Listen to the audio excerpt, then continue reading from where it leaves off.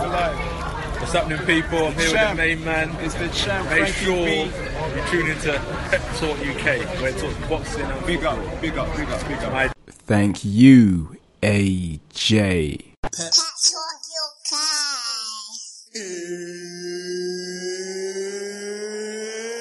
It's time! Everyone talk good game, but it don't really faze me. The man that ain't mad like Max, the boy that not murky like Ace B. And them guy whoop the slide on the back, balling like a baby.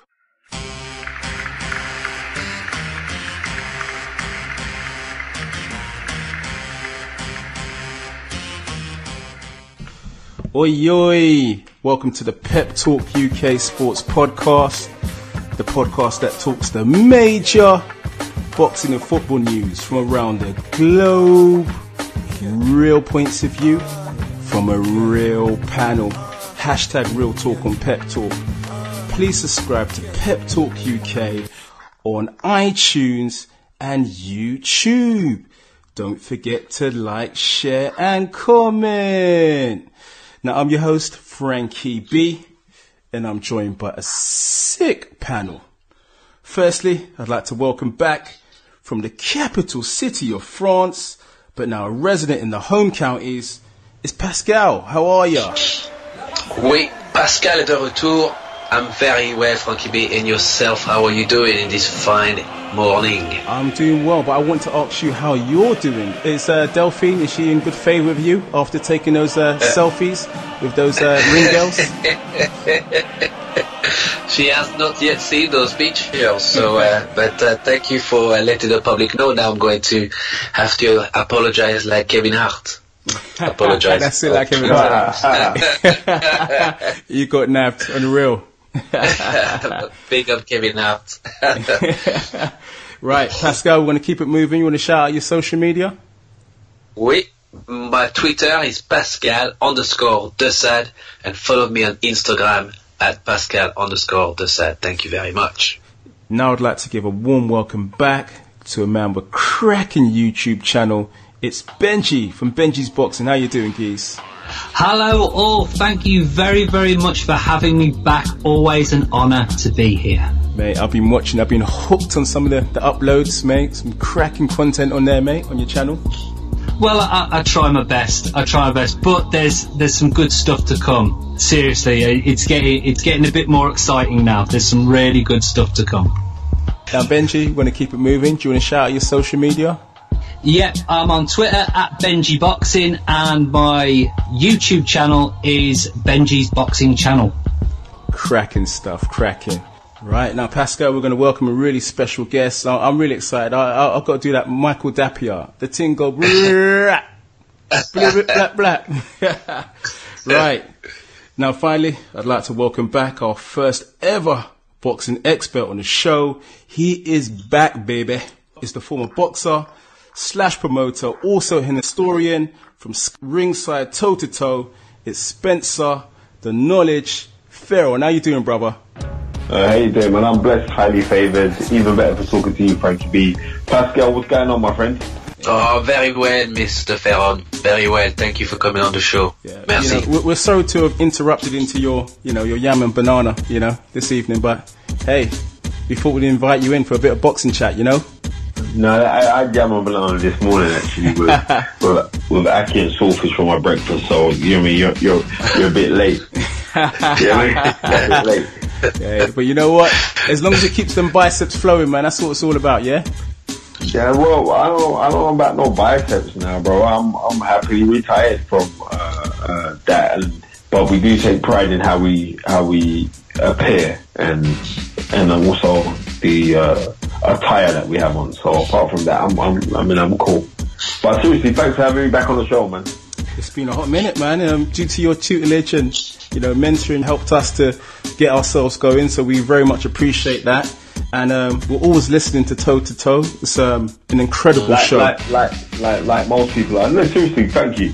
You know what I mean? I'm just, like I said, I'm grateful for the position, I'm grateful for the platform, and I'm grateful for being around good people, and that's the truth. And so that's no exception for me talking to Pascal and Frankie B right now.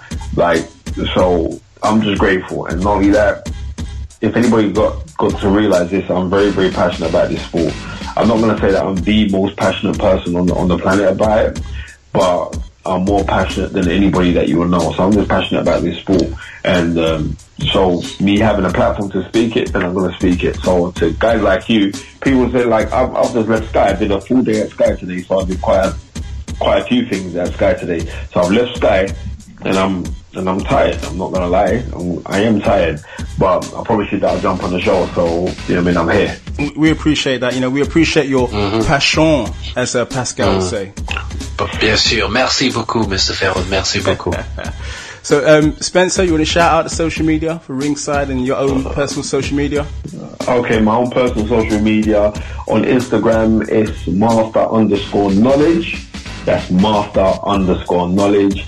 And on Twitter, it is Spencer_Fearon. And, you know, like anyone can hit me up and I want to debate boxing. I don't want to debate with idiots. And if my opinion isn't the same as yours, doesn't mean that I dislike you. It just means that my opinion is not the same as yours. But as Margaret Thatcher famously said that she's never learned anything from anyone who's agreed from her. So therefore, you know what I mean, any criticism is good criticism. So, you know what I mean, let's all spread love. Yeah, you should spread love, not war. Right, guys, we're going to keep it moving. Ladies and gents, for the fight fans locked in, for the football fans locked in, now it's time for some real talk on Pep Talk. Let's go! Pep Talk! Pep Talk! Yes, we ready. Let's get into it. It's real talk. It's Pep Talk. So we're going to start with the boxing. Last weekend, Joseph Parker retained his WBO strap, defeating Hughie Fury on the scorecards, which indeed sparked a lot of public uproar. Now, Pascal, 118 to 110. On what basis did the judges come to this conclusion? Was it simply aggression and the better work rate shown by Joseph Parker? Well, first of all, I thought that Adelaide Bird, you know, was hired for that fight because I was quite surprised, you know, at the margin was very, very wide. You know, when I watched the fight, I felt that Fury fought a good fight. You know, I felt that he, you know, as we say in England, I felt that he nicked it, you know. He didn't seem to be the more aggressive fighter, you know, and especially on home soil, you know, you already have the advantage. So I felt that he would have been a bit more aggressive, but Parker certainly showed his durability. He was quite frustrated at the movement that Hughie Fury was displaying. Very good movement, very good jab, I must say. Excellent jab. Good use of the jab. But sometimes the jab was a bit tentative, you know. It didn't seem to have much power. He didn't seem to have much meaning behind it. He was just throwing it just to keep Joseph Parker at bay. But the uppercut, the use of the uppercut was also quite outstanding. I mean, in short, the more telling shots for me, the more cleaner work came from Hughie Fury. If I'm brutally honest, I had Fury, you know, 115 to 113. I felt that he just edged it. But, you know, having watched the fight again and having looked at and understood what a lot of pundits have been saying, you know, I can understand why they felt that Hughie Fury didn't do enough by way of aggression and by allowing, you know, Parker to almost force the fight. You know, by Parker only had one way and one way he was looking forward. He was trying to land some very big shots, some very big bombs. And he was missing a lot of his shots. He was missing a lot of his shots, but also, I mean, I believe in the 12th round, he threw a cracking right hand, and you know, Hughie Fury took it really well. If he wasn't for the ropes, I'm not sure what the outcome would have been, but he certainly has a chin on him. But, you know, as controversial the decision is, I think that subjectively, a lot of people want to see a champion, and they want to see a champion wrestling the belt out of another champion. So perhaps, you know, looking at the scorecards, looking at the outcome of the fight, I can see why some judges scored it in Parker's favor. But I'll be very quick because I'm dying to hear what Mr. Fearon has to say about this fight. So please, Drum roll. Spencer, these days, do you have to work like Rihanna says to impress the judges? I don't know if that's the case, but I'm saying it's boxing subjective, and you got 3 people around the ring, right? They're gonna have their opinions of what they see. But I'd like to know the validation of the judges. How do they get validated to become judges? Do you understand? Mm-hmm. Because some of these judges really do call it wrong, totally wrong. And we're seeing the scorecard of 118, 110, and we saw it in the Golovkin-Canelo fight as well, that one judge is actually saying that you won 10 of the 12 rounds. That's what they're saying. You won 10 of the 12 rounds. Now, whether you could find a reason to say how do you see that you won 10, I watched the fight. I believe that if you're fighting a champion, you need to take it away from the champion. But that doesn't also mean that you have to go out and be overly aggressive and say, oh, well, you just put it on the champion, especially if it goes to points. But whether you were to possess the prowess and the flexibility and the feasibility to box at angles and to impress the judges by throwing the eye-catching shots, unfortunately with Hughie Fury, he was throwing some really nice shots, but there wasn't a lot of conviction behind the shots. Do you know what I mean? He was moving, and one thing you got to give Hughie Fury a lot of credit. He's got fantastic movement for a big man. Yes. Seriously, he looks more balanced than his older cousin Tyson Fury, because Tyson's a little bit more taller than him, like he's got more elongated arms. But Hughie does move around the ring very, very athletically. But if he had stayed a little bit more committed to commitment, then and like just done exactly the same, fought exactly the same that he did, but in every round put in a little burst of 4 or 5 punches, or hard punches to let Joseph Parker know that he was there. Then I could say, then yeah, you definitely did win the fight. I can understand the scream up where they're saying, well, you're not really getting hurt, you're moving, and he was moving nice as well. But in all fairness, I can understand why they think they won the fight, but to be brutally honest, he didn't win the fight. He didn't do enough. So, Spencer, did you manage to stay awake for the whole 12 rounds? It was on YouTube, so, and I watched the whole fight for the simple fact that I'm going to be speaking about it. But it wasn't a fight that grabbed me that I said, oh my goodness gracious. Very subdued. Yep. Right, exactly. It was very subdued. It was lackluster. And I think the onus is actually on Parker. The onus is on Fury. Fury can come again. And that's the truth. You know what I mean? He can take this as a learning experience and brush himself off, and he'll come back again. He's got the right mindset. And not only that, but he holds in his heart that he thinks that he lost. He thinks that he won the fight. He didn't lose the fight. So he can definitely come again. But if you look on what Joseph Parker, the onus was on Joseph Parker to go out and do something impressive, because we have a guy in this country called Anthony Joshua, and you fight him and he changes your life. That's it. That's the money fight. That's the money fight. Right. So it's a money fight. You're holding on to a world title. So you fight Anthony Joshua. That's not just a money changing fight for you and your family, but you and generations to come change your money. You know what I mean? I'll fight Joshua. Right. Yeah, okay, but you got to be coming to contention to fight him, so don't worry about that. Right? And so that's how I got to look at it. I'm looking at it as solely as that and saying, well, you got to do a little bit more to take it away from the champion. And unfortunately, Hughie Fury didn't do it. But on the reels, it was very lackluster performance by Joseph Parker. Yeah, it was indeed. Now, Benji, Fury versus Joseph Parker. I mean, how did you see the fight? I know you put some videos up on YouTube about the fight. How did you see it? Well, the fight was summed up best by John Pegg. I spoke to John Pegg this morning, who trainer of Sam Eggington and Don Broadhurst who fought on the bill. And I said, did you see the main event? He said, well, not really. I got in the car and went, oh, and I'm glad I didn't, because if you took all the punches that were thrown or even landed in the fight, you could probably fit it all into about a round and a half. And I thought that was the best... That was the best summary of the fight that I've heard so far. It was just a complete non-event, wasn't it? Indeed.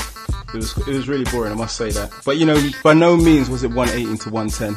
I can't see that at all. On the basis of what? If you, I said this on a number of videos. Scorecards don't tell the story of a fight, because if you've got a close fight where every single round is contested and hard fought, you could still edge every single round to one boxer. So on a scorecard, it would be 12 rounds to 0. That would suggest a completely one-sided walkover of fight. But in the actual fight, every single round could be heavily contested. So Judge A could have it 12 to 0 for one boxer. Judge B could have it 12 to 0 for the other boxer. And the final judge could have it 6 rounds apiece. That's never happened to my knowledge in the history of boxing, but theoretically it could happen. So again, you'd have scorecards that you'd look at it and you'd say, well, what was that judge watching and what was that judge smoking, whatever. But what I'm trying to say is ultimately that the scorecards do not tell the story of a fight. Personally, I've watched the fight twice, unfortunately, because I went back and scored it. I had 2 rounds to Joseph Parker, but I also had 4 rounds even.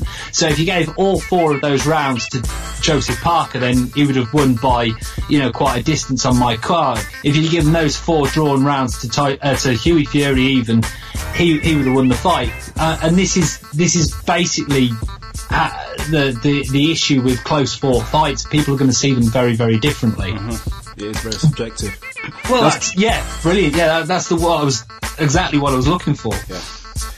Now, Spencer, based on that performance, how do you think AJ, Tony Bellew and Dillian White would do against, how will they perform against Joseph Parker on that performance? Well, I'm not even going to call AJ's name in it, to tell you the truth. No, and it's not disrespect to Joseph Parker, but I'm not going to call his name.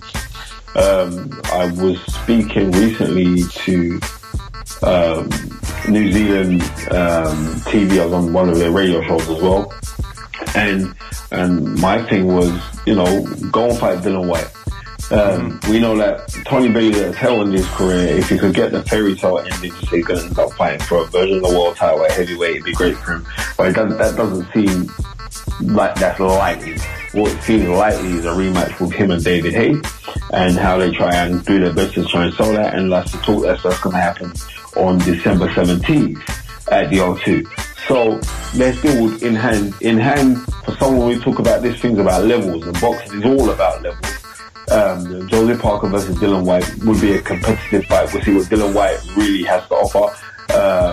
And we see if Joseph Parker could up his A game, because he'd have to bring his A game to beat Dillian White. I would favour Dillian White to actually beat Joseph Parker. I agree.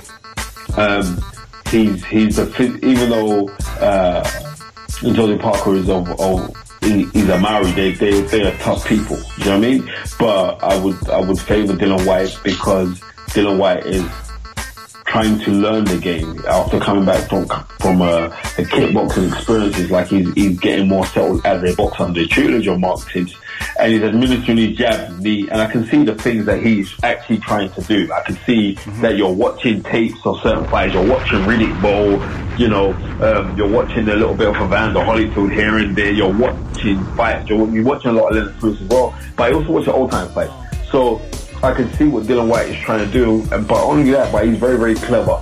So I would tip Dillian White to beat Joseph Parker, because Joseph Parker isn't a concussive puncher. We could argue whether he actually won the Andy Ruiz fight. You know what I mean? That was a close fight. So he's had, you know what I mean? He had a good win over Takam, but when we look at it really and truly, Takam now, we're thinking, you got him at the right time.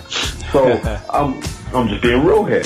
So I would like to see him versus Dillian White, because I think Dillian White he's holding out for a decent fight, and if Hughie Fury could end up fighting for a world title and on paper Hughie Fury's done nothing.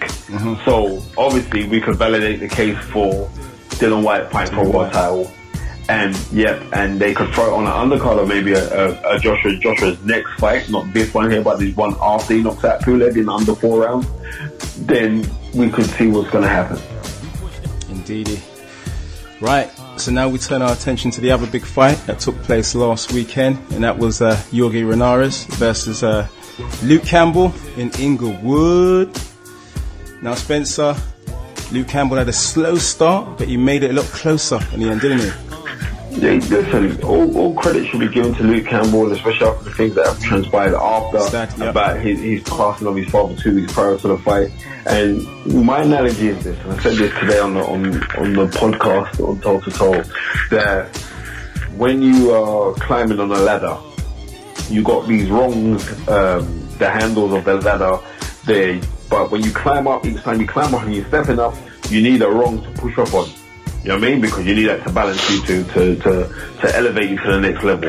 And what Luke Campbell done is like he overextended and passed the rungs that were the gaps. So what I would have preferred if Luke Campbell going into fighting a person like Hogan and Linares had a kind of tough campaigner, former world champion kind of guy, maybe even a Mickey Bay, to fight prior to going in and fighting Hogan and Linares, just to say that he's been in there with a proper former world champion who's still alive. Unfortunately he didn't, but what he did prove to us is that he can hang at that level, because he put in a very, very good performance. He showed a lot of heart, and in the beginning stages of the fight he seemed like he was a little bit overruled by the occasion, you know what I mean? And a bit nervous, but that's understandable. But now he's proven to us he is proper world class. And if you like, I've seen Hogan and Nore on quite a few occasions live in the 2 crawler fights, in the Kevin Mitchell fight, and I'm looking at this and I'm saying, well, Hogan and Nore is a serious campaigner. But in saying that, there were times where this man who's meant to be extraordinary looked very, very ordinary to me, and he looked ordinary because of the work rate that was being administered by Luke Campbell. Luke Campbell had a very, very good body attack, and he's mixing it up really well. But the difference is this. Hogan and Nore's trainer, Cuban, Rubio, the Cuban, is training Luke Campbell. But the thing is, Hogan and Nore has worked a longer time consecutively with his trainer, and Luke Campbell's this is full fighting now, since maybe he's full fighting, and usually it takes about 5 or 6 fights for you to get used to your trainer. And for you to take a fight of that magnitude, all credit should be given to him. He didn't win the fight, but he ended up made with it look massive, respectable, a massive moral victory. Indeed. Benji, is it a case of sometimes you just have to respect levels?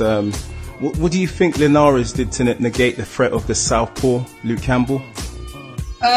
Movement. I mean, I think Linares' movement, for me, his footwork is the thing that really in the first springs 4 rounds, out. It was exceptional. Yeah, I mean, he's one of these guys where you think his legs are spring-loaded, the way he moves around the ring, and he's always managing to stay on the outside of Luke Campbell's jab, and keeping his foot on the outside and then coming across. I mean, I just think just on the night he just had that little bit more, just in maybe in every department. It was that just looked that bit sharper, that little bit quicker, and put his punches together a little bit better as well. I mean, I thought Luke Campbell probably could have thrown more backhands. I thought he just needed a little bit more of what he was doing, because there were things that were effective. I think he may have given Linares a little bit too much respect in the beginning. Yeah. Because he sort of warmed into the fight as it got, as the rounds went on. Yeah, and unfortunately it was that early knockdown that I think may have sealed the deal, because although he got it back to being close, I think, you know, that knockdown is the knock of confidence, and obviously going a point further down in that round, it made it almost the impossible task to come back from. But I think one of the things that boxing is all about is when an opportunity gets presented to you, you've got to go for it. You've got to throw caution to the wind. Sometimes you know, it's one of these risks where if you succeed and you win the fight, you're an absolute hero. if you don't, people, well, you may have stretched yourself too far and you weren't quite ready for it. Unfortunately, it's just one of these things. But I think showed a lot of guts, and good on him for taking the challenge and going for it. He's still got a lot of time ahead of him. I'd love to see him fight Terry Flanagan. I think that'd be a fantastic fight for this country and for both men. And there's still plenty out there for him. It was just not his night. Now, Pascal, worth pointing out there was no crowd trouble in Inglewood, home of Mack 10. There certainly wasn't. No, there certainly wasn't. But, to be brutally honest, Frankie B, I thought that Linares was going to knock out Campbell. I was being quite dismissive of Campbell before the fight.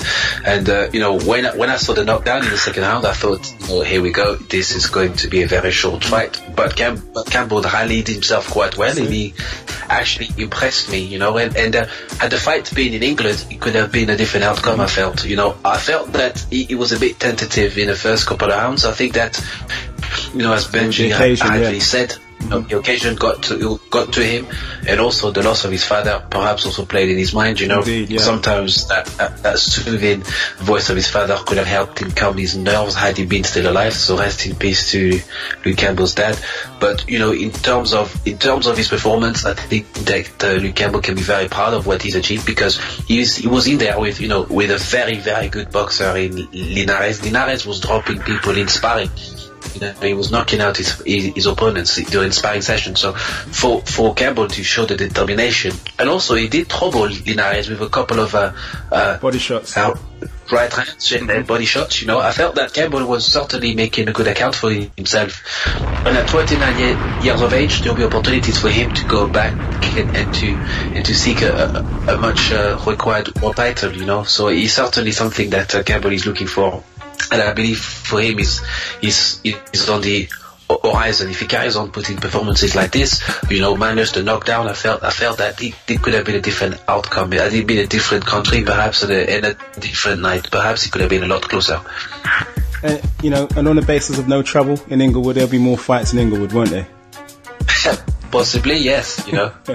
It's certainly most of the OGs are probably in prison or relaxing. So right now, Spencer, just a quick tribute to I know a man that you admire, a boxer you admire a lot, Andre Ward, retiring at the early age of 33. Yeah, this is no surprise to me. It's funny because last week I sent him a message, and usually he'll answer back, and it was about the argument I was having on the show about who's pound for pound number one, and I'm saying that he's pound for pound number one. I got Terence Crawford number two, Golovkin number three, and Lomachenko number four. And so I was going back and forth on the show, and I was going back and forth with quite a few people on the internet about this. And so I sent him and said, yeah, look, I'm saying that you're the boss in this. And he didn't reply. Usually he does reply. He didn't reply. I thought, well, what was that? and then he sounded me out, and so we had a chat last week. And you know what? It is a surprise, but to myself it is no surprise. Here is a man that is supremely content. He's so happy, and that's the major thing. He is so happy. And when somebody is spiritually based, I'm not even jumping onto religion, but he's spiritually based, and you just see it in his demeanor, in his character. What more does he need to do? What he had, 32 wins, 16 knockouts. Look at his record. He's a unified champion at super middleweight. Moved up to light heavyweight and became a unified champion, and fought a boogeyman and a man that nobody wanted to go nowhere near in Sergei Kovalev, right? So he didn't even need to hang around to say, okay, I'm going to hang around and maybe try and pick up a WBC title from Adonis Stevens. He didn't have to do that, because Adonis Stevens wanted no part of Kovalev. So, and that's the jar of truth. And I'm not saying that Adonis Stevens is a punk. I'm just saying he wanted no part of it. So, and he went in there, and I believe when they fought last year in November, if Andre Ward had got a comprehensive victory over him where he stopped him, I think Andre Ward maybe would have retired then. and said, well, you know what, that's it, I'm retired. He's had too many bouts of inactivity, then he had the legal wranglings with the Goosens and everything else, then he's out injured and having operations. I think he's earned good money. You gotta think, what did he earn in the last 2 Kovalev fights? Must be in excess of like $15 million. Now, if you're a supremely humble person, and he's not a braggadocious person, he's a humble family man. You see, dotes on his children, he's always talking about his beautiful wife. What more is there for him to do? There isn't anything else for him to do, let's be realistic. Now, I've seen too many fighters, or too many ex-fighters that I know, who have been former world champions, who today have a position in the window. And on top of that, you have to realize that this is a real thing, that you will get some guys that end up with dementia. This is the truth of this sport. So why not leave the sport when you can go and look at your record and say, like, you've beaten so many good guys. You know what I mean? Sergei Kovalev, Chad Dawson, Carl Froch, come on. Frochi, yep. Right, Carl Froch. You know what I mean? Even listen, you know what I mean?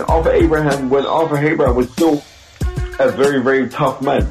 But the Micheal Kessler fight was a standout one, because at the time when he beat Micheal Kessler's only Fabolous came against Joe Kawasaki, and this is no disrespect to Joe Kawasaki. Was that 2007, I think? Yeah, 2007.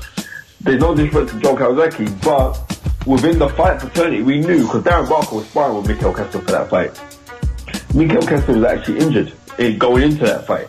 So if you look at his record, he's consistently beaten future Hall of Famers in 2 weight divisions now. So I reckon he can retire on his laurels and just be cool.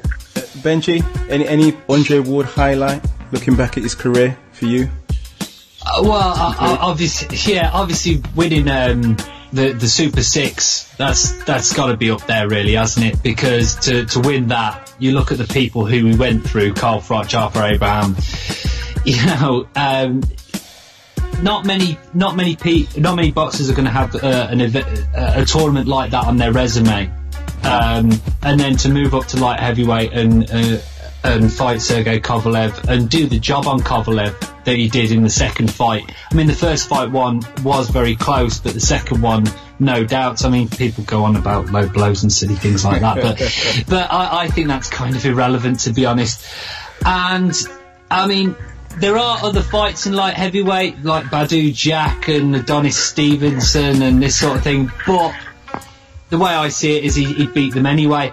It's not often that you see a boxer at top level get the exit strategy right. I think that Andre Ward, as long as he doesn't come back, he's got his exit strategy spot on, because he's undefeated, should have made a fair bit of money, and hopefully he's not been silly. That's it, 8 world titles, the Super 6 Boxing Classic trophy. There's just nothing. There's nothing more to do, and retire at 33 years old. Is that how old he is now, or have I got that wrong? 33. Yeah, retire. Still relatively young. Got your family, got all the money. Just enjoy life. Just absolutely enjoy life. Why stay in boxing? So I think one of the few people that's got the exit strategy spot on, and what a great career, what a fantastic boxer. Of course he's going to be missed. I wish he was still boxing, but for his own sake, I think he's got it spot on. I wish him all the best. Indeed. Well, that wraps up for our boxing. Now it's interview time. And this week our boxing correspondent Shaz, the boxing nut, and myself, Frankie B, have some cracking interviews featured on this week's show. Now, first up, Shaz spoke with the unbeaten welterweight who was 7-0, fresh off getting a W last weekend at the Westcroft Leisure Centre. It's Louie Adolphe. Pep Talk UK are joined by a lad who is well overdue an interview. It's the A-team, Mr. Louie Adolphe. How you doing, Louie? Very well, thank you. Doing very well. Louie, I've watched your career going back now. I've seen you in the trenches, I've seen you training. You've had stop, start, but it looks like you've got a bit of momentum behind you, especially with that win at the Westcroft Centre the other day. Yeah, I got a bit of momentum behind me. The win, you know, the sparring with Connor, being part of history with the Connor and Floyd, and I'm just fully focused with it. I'm training hard like I always do, and I'm raring to go. Now, I've seen on social media you're described as the boxer that no one knows. Yeah. I know you, but I want the listeners to get to know you. I want them to know who Team Adolfie is, who you are. Now, what weight are you fighting at? I'm fighting at 67 kilos. That's welterweight. You're fighting at welterweight, yeah. And you've moved your unbeaten record to what, 7-0 now? Yeah. Where are we heading with this career? What do you want next? I'm going to push. I'm going to get 10 fights hopefully by the end of the year, so I'm going to be busy from now towards the end of the year. Then I'm looking to push on for the Southern Area title early next year, and then from there I'm just hopefully I move on to bigger and better things, and I start going for like the British, European, world. That's what my aims are. Now the Southern Area title's at one of your old stomping grounds at Club KO in Buckhurst Hill. Okay, yeah. With Freddie Kawit. But obviously when it comes down to fight night, all that's to one side and you just see the man opposite you, innit? Yeah, of course, 100%. Yeah, 100%. Now, you mentioned that you were part of that historic night with Mayweather and McGregor. How many rounds did you do with McGregor? Was it over a period of days? What happened? Yeah, I was with McGregor for 2 weeks, 2 to 3 weeks. I did untold of rounds with him. Double figures when it come to rounds. You know, it was a great experience. I wouldn't say he was anything I haven't come up against before. He didn't catch me with any shots stronger than I haven't been caught with before. I've been caught with better shots, I've sparred better people, but it was something different to what I'm used to. It was something different to what I'm used to. You feature way early on my Insta page, skipping away. Yeah. Like I said, I got to see a lot of you. Now, when you had someone like McGregor in front of you, he didn't try any dirty little tricks and a few little kicks here and there, did he? Nah, no kicks, but I said his head off. Trust me. But I said, I did say to everyone, I said he's going to get behind you, behind Floyd. He's going to whack him from behind. He's unorthodox. He's going to do the odd hammer punch and things like that. Do you know what I mean? And everything I said that he was going to do, he did do. But I can't take nothing away from him. I think he had a lot of heart to get in the ring with Lloyd on his first fight, on his debut, you know. So, yeah. In terms of your own career, yep. You're not signed with a promoter anymore. No. You're a free agent.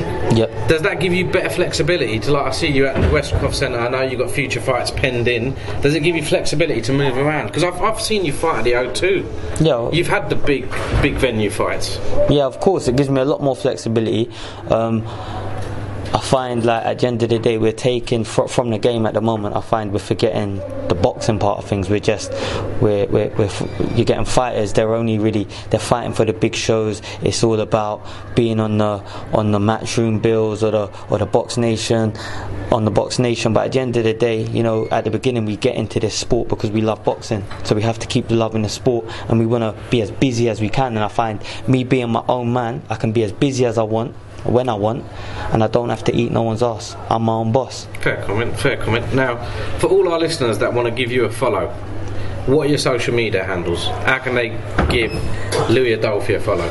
If you go onto Twitter, Louie Adolphe _, and if you go onto Instagram, it's at Louie_Adolphe. Louis, a guy that beats me up regularly, Mr. No Tyranny, told me very early on to keep my eye on you. I have done. I've come all this way to come and see you get another little win under your belt.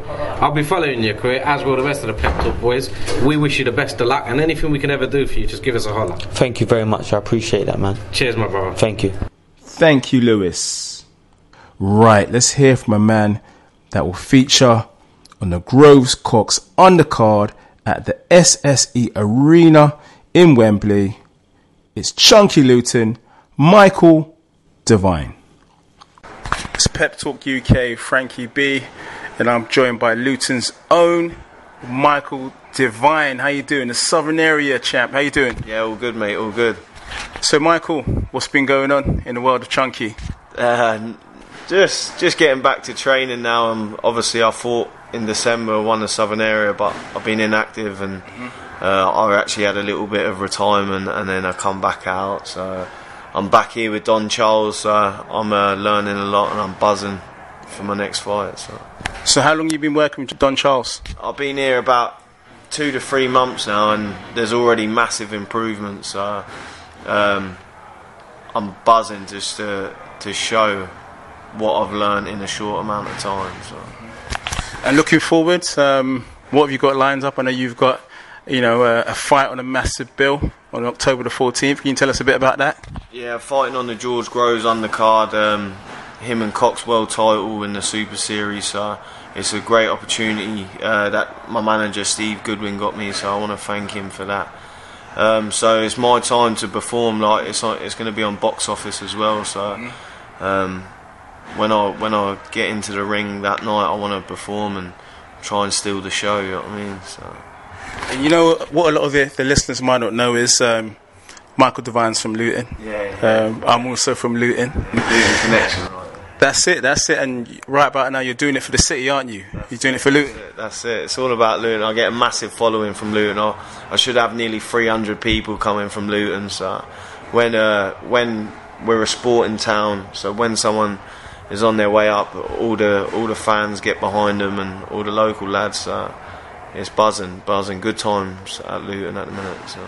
Brilliant. So this year is more about getting yourself, back into the groove of things. And next year, what are your plans for 2018? Yeah, I've got another fight. I'm going straight back into a camp, and December the 2nd. So I've never really been that busy. I've always had injury problems and stuff like that. Not living a life properly. So I'm going straight back into another camp. So I have the Sunday off and Monday back in the gym.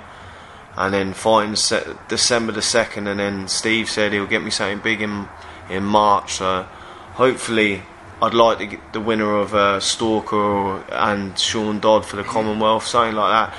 Even an English title, I'm ready now. This is the time to push on. So hopefully, I can be in the eye. Like the British title's really open. That Robbie Barrack's won it, and he's very beatable. So. Hopefully we can just keep knocking the wins, and then we move up the ranks, and hopefully in the next year or so looking at British titles. Okay. To keep the buzz going, do you want to shout out your social media? Yeah, just I want to shout out my sponsors actually. Marco Robinson from the documentary Giving the House Away. I want to thank Hills Physical Developments. Pro Nutrition, the Goodness Food Company, Ultimate Athlete Gym in Luton, and Leo Decor. We wish you all the best for 2018, and more importantly for your next fight on October the 14th. Big up. Top man, thanks for having me on. Cracking stuff. Finally, let's focus on hearing about a good cause for charity taking place October the 13th, themed Boxing with the Stars. Let's hear from Spencer Oliver. Pep Talk UK, it's Frankie B, and I'm joined by the former European bantamweight champion and now boxing pundit, also a trainer, Spencer Oliver. How you doing, Geeks? I'm all good, bro. You? I'm doing well, mate. I'm doing well. Now, I'm looking forward to a fabulous night for charity, October the 13th. A bit of an insight on what type of night it's going to be. Yeah, basically it started about 18 months ago. Myself and Jake Wood, who plays Max Branning in EastEnders, Jake was having a break from EastEnders at one time, and he's a big boxing fan. We met about 9 years ago at a boxing show, become good friends. He had a break, and he wanted to have a fight. So I thought, let's do one for charity. We can do that, and we'll get you someone. So we found Jake an opponent. He had a fight. Wayne Bridge boxed on there as well, and it was really successful, and we called it Boxing with the Stars. So it went from there, really. So we decided to do more, and it seems to be growing and growing and growing. There's a lot of interest in it. Now we've got all this little reality TV lot that love boxing on it. We've got one at London Lancaster Hotel, October the 13th, Friday, October the 13th. And it's going to be a great night, man. Really good night. We've got a lot of good fighters on there, and looking forward to it. We've got a bit of So Solid in the house, MC Harvey. Yeah, MC Harvey's boxing Jack Fraser. Going to be a wicked fight. It's going to be unbelievable. We've got Rijkaard boxing on there. Got Craig Lawson boxing on there. Danielle Mason's now boxing Pascal Kramer. That's going to be an unbelievable fight as well. So yeah, there's loads on there. Who else? Lowton Carter. Lowton Carter, he's on there. There's loads of them on there. It's going to be good fun, man. Action-packed night. Sky always support us. Adam Smith and Johnny Nelson do the commentary on there. It's all a bit of fun to raise a lot of money for the Isabel Hospice, which is a charity close to myself and Jake Woods Hart. We've both known people previously that have been in there, and they've done an amazing job, so we just want to give a little something back. Excellent. Just one thing before I go. What about, are we going to see yourself making a return to the bill at any time in the future? No, I don't think so. My days are well gone, mate. Yeah, my days are well gone. It's easier on the other side of the ropes now, talking about it. That's what I enjoy. You know, I'm working alongside Sky, doing a lot of punditry, and that's where I really enjoy it now. Yeah, my boxing days are gone, bro.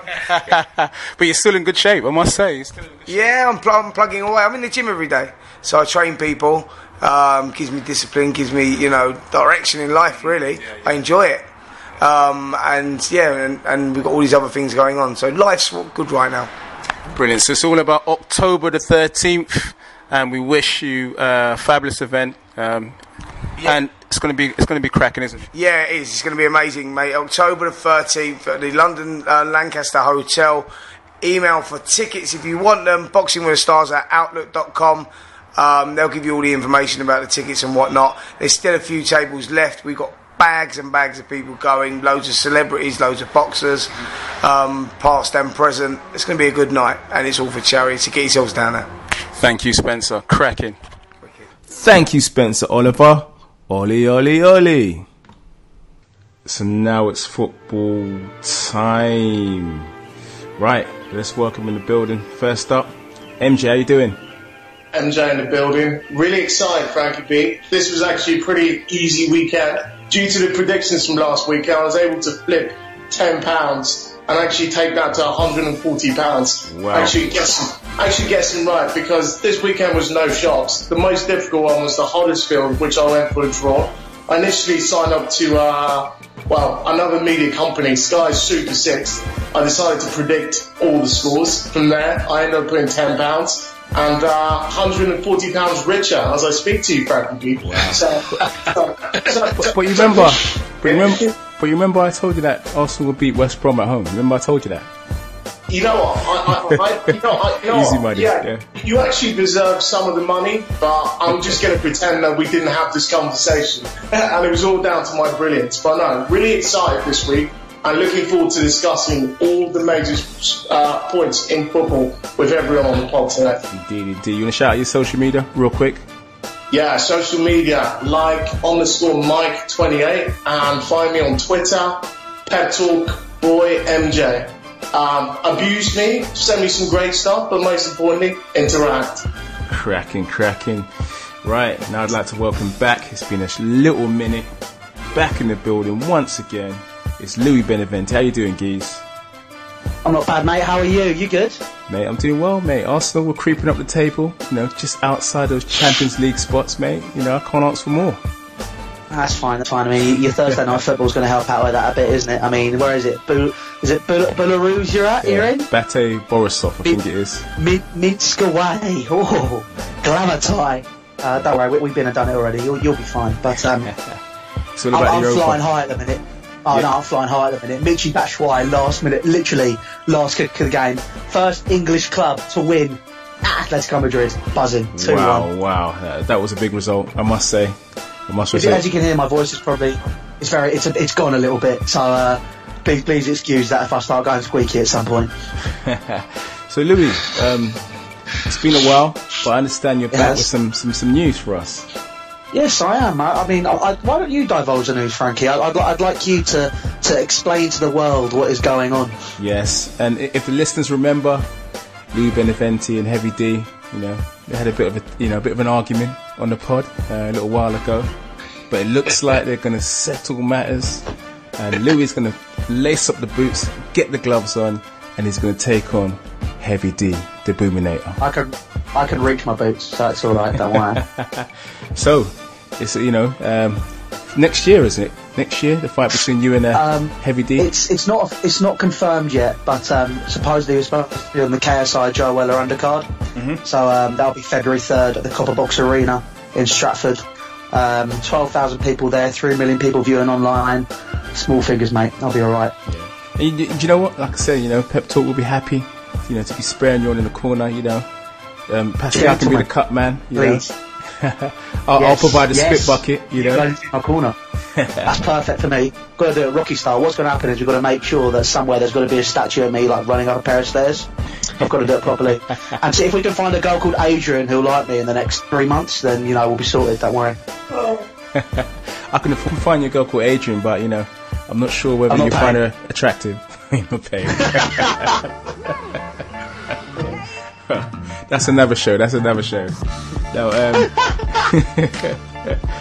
Now, Louis, it's a big weekend ahead of us for football, and we're going to start mainly from the massive Titanic game, Chelsea versus Man City at the Bridge, mate. Now we're going to see if you can defend your title. That's for sure. Predictions? Well, I'm going to say a draw. I still consider Pep Guardiola a fraud. He bangs on about being, bringing through youth and being this high and mighty coach. He's not had a challenge in his life as a manager. I don't care what people say. It's my opinion. I really don't believe he is all that. And he kind of proved that when he came to the Premier League last year. He didn't like losing. His attitude on the sideline was disgusting. Telling refs to book people, getting in people's faces, taking all his anger out on the journalists when it's just their job to ask him what he thought of the game. The man's a waste of space.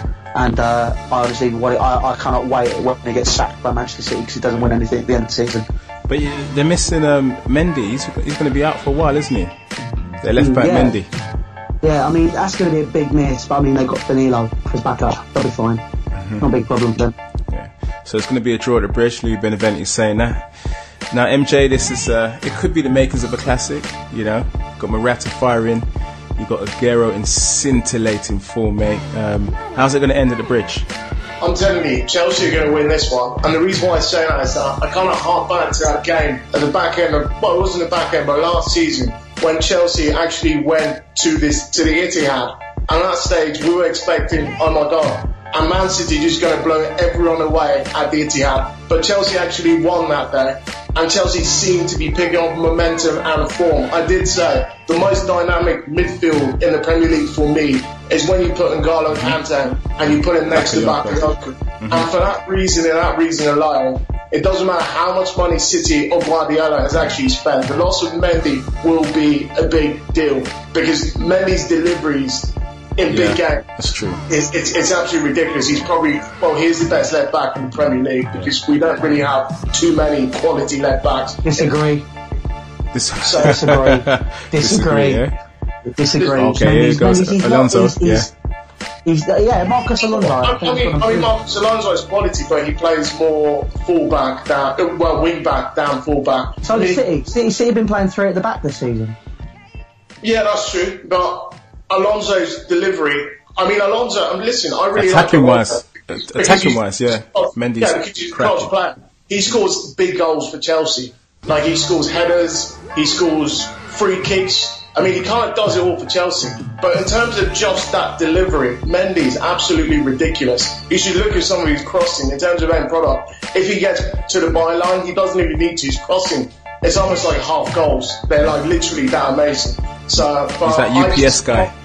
I just see Conte actually coaching his team and actually tactically pulling one over Pep, and for that reason I'm going 2-1 Chelsea. 2-1 Chelsea. And Pascal, correct me if I'm wrong, I'm sure David Luiz is still going to be missing. Is that true, Louie Beneventi? Yes, I think this is David Luiz's final game out, I believe. I think so. So Pascal, on that basis that their key defender is missing, a bit of was it a wild challenge? Who was it on? What Arsenal player? Kolasinac. Yes, he was on Kolasinac. It was a very bad tackle, but Kolasinac is made of steel, and he got up and he showed his true strength as a man. But look, I think for me, I fancy Manchester City to beat to beat Chelsea. You know, I think all Guardiola has to do, he has to study the game between Chelsea and Arsenal and understand that, you know, that we were able to contain, you know, the Chelsea attack quite well. They tried to get us into the counter on a counter, but we managed to repel them quite successfully. But, you know, for me, the momentum is with Manchester City, and I believe that Manchester City will be edging that game. It will be a very, very competitive game, very tactical game, but I fancy Manchester City to score at least 3 goals. It will be 3-1. That is my prediction. Wow. Me and you are going to fall out in a minute. Well, sorry, but, you know, it's a public podcast where I'm allowed to voice my opinion. I'm not going to argue with the man from the country which basically founded democracy. So I'll be very clear of that. You know, since we've got Louie on, I wanted to get your views on Gary Cahill. I mean, what do you make of Gary Cahill? There's a lot of debate going on about a lot of Chelsea fans. They cannot decide if he deserves to be not just in the first 11. Some people are saying he shouldn't even be club captain or be in the squad. What are your views on this? I think it's very. There's Twitter. Let's just say is a very, very, very harsh place. I think that Gary Cahill, he's been named club captain. We accept that, and I think that's the right thing to do.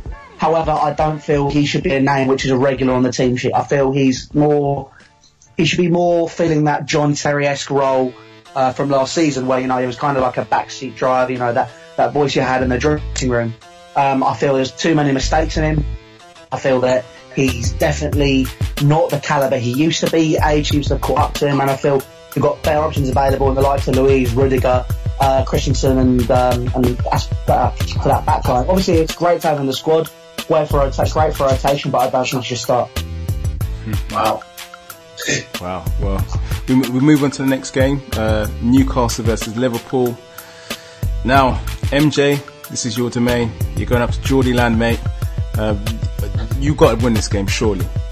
You know what? I mean, obviously, it's going to be a great game for every Liverpool fan, myself included. The fact that we go up against Rafael Benitez, someone who won our 5th Champions League. Yes, your ex-manager. Obviously, yes. Yeah, he's still adored to this day. Plus, his family still happen to live in the city of Liverpool. So, for that reason alone, there's going to be lots of respect. Having said that, out of all the Premiership teams, Liverpool have got the best record against Newcastle. We usually beat them, especially at St James's Park. Just thinking back, I think of some of the great performances Steven Gerrard used to love scoring there.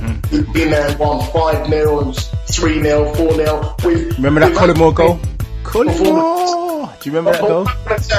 Clearly, we can't keep a clean sheet, you know. And when you've got players like Lovren playing for you, and Moreno, who's great going forward, but defensively, I expect us to concede a goal, but I actually fancy us to put the disappointment of the weekend behind us, and also the week in terms of Champions League, and actually go and actually score some goals in this match. But we will concede 3-1 Liverpool. You know, MJ, I actually think Lovren is a top quality defender, mate. I think you need to offer him a new contract, mate. You know what I think? I think we should swap him for Kalashnikov, mate. You know, I mean, I just think it's a fair trade. I mean, one quality player for another quality player. I mean, no one is being had here. I mean, this is not sounding like a Nigerian scam email. I think it's a fair trade. Louis, predictions: Newcastle versus Liverpool. Like MJ said, it's a massive game. Massive game. Where do I go with this? Do you know what? I think Newcastle need Liverpool a run for their money. And I'm going to say, just for the sake of argument, playing devil's advocate, and because I feel it could happen, it's less likely to, but I'll back myself on it. I'm going to say 2-1 Newcastle. Ooh. 2-1 Newcastle. So Rafa's going to, he's going to give his old club, a bit of a misery. Definitely. I think definitely. Let's face it, this Newcastle team, people, they'll write them off at the beginning of the season. They're playing well at the minute. They're playing really well, and I'm not gonna lie. When I watched them against West Ham, the style of football they played, it was better than Liverpool's. far better than Liverpool. You know what I mean? So, Louis, it was worse than anyone. It was. But let's be honest. This is a Liverpool team who don't have your defenders. As great as Lovren is, I'm sorry, but you go out to outscore the opposition. You don't go out to defend. And the reality of it all is, I feel that Newcastle, even though their strikers, may not be quite Mane, Salah, Bobby, they're not stellar. They're not Artois. But it's a case of how do I put it? I just think they can nick a couple of goals. I think their midfield's pretty solid. Their defence, when they want to, can turn up. And I feel this is a game which, this is a game where I think Benitez is going to want his teams to turn up and say, look, this is my old team, you can't lose. And let's be honest, St James's Park is one hell of a ground to go to. It's fierce, it's formidable, and Liverpool, as great a team as they are, I just feel at the minute the amount of crap that they're getting from every corner. I just feel that they've not got the mental strength to deal with this game. And I think Newcastle might come out and win this. Wow. And the thing is, Pascal, Rafa Benitez is a very tactical manager. He knows his old club inside and out, and he'll look to expose, Moreno, he'll look to expose Lovren. Can you see a victory for Newcastle as well? I'm not too sure. I think that Liverpool will win that game, because as much as Rafa Benitez is a very good manager, I still believe he's a bit under-resourced, and the club has not yet backed him, I believe, with the financing that is required to allow Benitez to be far more creative and expressive in his selection of players. So I expect Liverpool to actually beat Newcastle quite concessively, even though it's at St James's Park, they will respect Newcastle. Of course, they will respect the technical notes of Rafa Benitez, but inside that, I believe that Liverpool will still manage to come out victorious. So for me, I think it'll be a very close win, but I fancy a 1-0 victory for Liverpool. Yeah, and I can see a lot of near opportunities for Newcastle, but I don't believe that they'll be able to be clinical enough to win the game. And we might see Jimmy Five Bellies in the crowd, he could be there. It could be. Right, moving on. Another high-flying team, Manchester United against Crystal Palace. Now, I don't know if we should be predicting this game, because this could be a smackdown, mate. Literally, they could run riot on Crystal Palace. Can you predict double figures? This could be vintage. When did Man United? They banged in 9 goals against Ipswich. Was it Ipswich or the 90s? Andy Cole, yes. Ipswich now. That's right. Yeah, this could be a repeat. When Berbatov scored quite a few goals against Blackburn as well, so they've got history. Put it out. MJ, how many goals will Lukaku score? I mean, I'm gonna go for a brace, not more than that. I know, obviously, everyone's gonna expect the hat trick and all that kind of stuff, but I actually see United being a bit more pragmatic. Though they'll probably win 3-0, because I see them absolutely keeping a clean sheet. Because Palace they're the worst team in the Premier League in terms of having not scored a goal, and we're getting to game 6 or 7. It's absolutely ridiculous. Shocking. I mean, I actually see that record. I see them breaking their own record of not scoring a goal this weekend. Because, especially with Benteke injured, I don't see how they score past their head. I mean, Loftus-Cheek has looked kind of good and looked to do, but I don't even know who they're going to start from. I mean, I'm so confused, but I see United winning this quite comfortably, 3-0. Lukaku to get 2 goals. 3-0. Louis, exactly how many goals do you think it will be a good idea for Roy Hodgson to park, a big bus in front of the goal? Roy Hodgson won't park a bus. What we'll do is, when Benteke's playing, you put him on corners. That's all I'm saying. Right, let's check Bet365. All right, I'm going to put a cheeky. I have £9 in my account, and as a student, you've got to maximise what you get out of that. I don't condone gambling, guys. Okay, stop it out. Kids, if you're listening, don't ever gamble in your life. It's the worst thing you can do. But if we look at it, I'm going to have a little butchers. Let's go Premier League. Okay, Man United, Crystal Palace. Correct score. Let's have a look. They don't even have odds. They don't. Oh, Man United at home. Here we go. 8-0 is 150 to 1. I think that might be something I could put money on. Let's go 6-0. 33 to 1. Get 30 quid in my account and get trimmed out to a Nando's. Go 6-0. 6-0. And I think they're going to absolutely batter them. Is that the one thing which I feel City are getting all this praise, scoring all these goals. United are a far better side because they've got talent. And I think they're going to be absolutely fine this game. I think they'll batter them. If Palace score, I think the whole football world is going to be going fair play because they need to get off the ground at some point. If Palace win this game, this will be the upset of all upsets, mate, at Old Trafford. It surely would be. Pascal, how many goals are you predicting? You predicting a shock? I think there should be a handicap betting for this game. It's not fair. Let's address the elephant in the room. It certainly has to be Roy Hodgson. Why on earth would Crystal Palace go from a young manager, in Frank de Boer? Look, he needed a bit of time. He needed to adapt himself. I believe that he should have been given to at least December, and then after that point, I did not turn the fate around Crystal Palace, then maybe bring in someone else. But what if Roy Hodgson cannot even motivate the England team, or let alone Crystal Palace? I just don't understand. To me, it's a step backward. They've gone further back, and they deserve whatever they get. It's Crystal Palace have sealed their fate. They could potentially be relegated at the end of the season, and I expect Manchester United to capitalize on that. And it's going to be 4+ goals for me. I think it's going to be at least 4-0. And it could be worse, but it certainly. Jose Mourinho could potentially rest some players and allow some younger players to and still get the goal. So I think it will be at least at half time. I believe it will be 3-0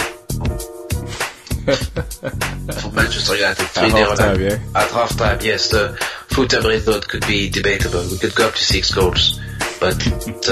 It's just shocking, because Crystal Palace came, there was a bit of promise with them, with getting a manager like Frank de Boer and the kind of players that he was bringing in. We were hoping to see a total football type of team, at Crystal Palace, and they've completely combusted into a team that is a shadow of what they were last season.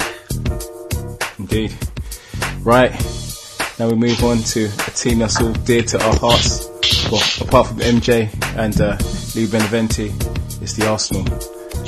Now, MJ, I know you hate Arsenal, alright, but Arsenal versus Brighton, it seems like a stick-on for Arsenal, doesn't it? I'm going Brighton 3-0. No, I'm joking. Go on, MJ. Go on. Arsenal, I actually have a lot of respect for, because they're one of your traditional clubs, and they've always done it the right way, self-financing and all that. And we always keep ourselves in profit, Well, exactly. Especially after last season, you don't actually qualify for the top 4, but somehow you managed to still keep yourself in profit. Happy days, woohoo! But actually, going back to this game, this is a banker. You kind of expect Chris Hughton to try his best to frustrate Arsenal, but with Lacazette playing now with Alexis Sanchez, and obviously the tank himself, Kolasinac, I'm only seeing this going one way. I'm going Arsenal to actually win 2-0, keep a clean sheet, and Lacazette to be amongst the goals. Cracking. Louis, I know you hate Arsenal too. I don't hate Arsenal. What I hate is delusional football fans.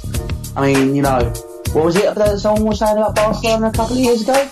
Tell them to come to the Emirates. Didn't that video go viral when he was made to look really stupid, or is that just me? I don't know. But the guy's doing quite well for himself, so fair play to him. I heard he got on Story Track as a big brother, so that's right. Stick on, isn't it? Stick on. Home victory. I think I want to say it, but I just don't know. You're so flaky. Yeah, we're flaky. And West Brom had chances in their last game. That was a stonewall penalty for J. Rodriguez. That was a stonewall penalty. Well, they haven't got Hamed because he's now just got a 3-match ban for the thing that happened with DeAndre Yedlin. Yeah, I'm going to go Arsenal on this one. I'm going to say, I think Brighton will score. I'm going to go 3-1 Arsenal. Happy days, 3-1 Arsenal. Now to a Gooner. Pascal, Arsenal versus Brighton. How many goals, mate? I believe it would be a tough game for Arsenal. I don't underestimate Brighton whatsoever. They certainly the surprise package. But I believe that the momentum that was built on Monday against West Brom would carry on. And as long as Lacazette, is playing, I think there's certainly a chance for him to establish himself as the striker, one of the strikers seeking the golden boot for the end of the season. I suspect that he will score another couple of goals, so I would go for 2-1 Arsenal, and the 2 goals, 2-1 Arsenal, and the 2 goals to come from Lacazette. Yes, the man who likes to score at home, Lacazette. Right. Okay. Well, we will see these predictions come to fruition next week. But that's our time. I'd like to thank Pascal, Lou Beneventi, Benji, MJ, and Spencer Fearon. Join us again next week for another Pep Talk UK podcast. Thank you. Pep Talk UK.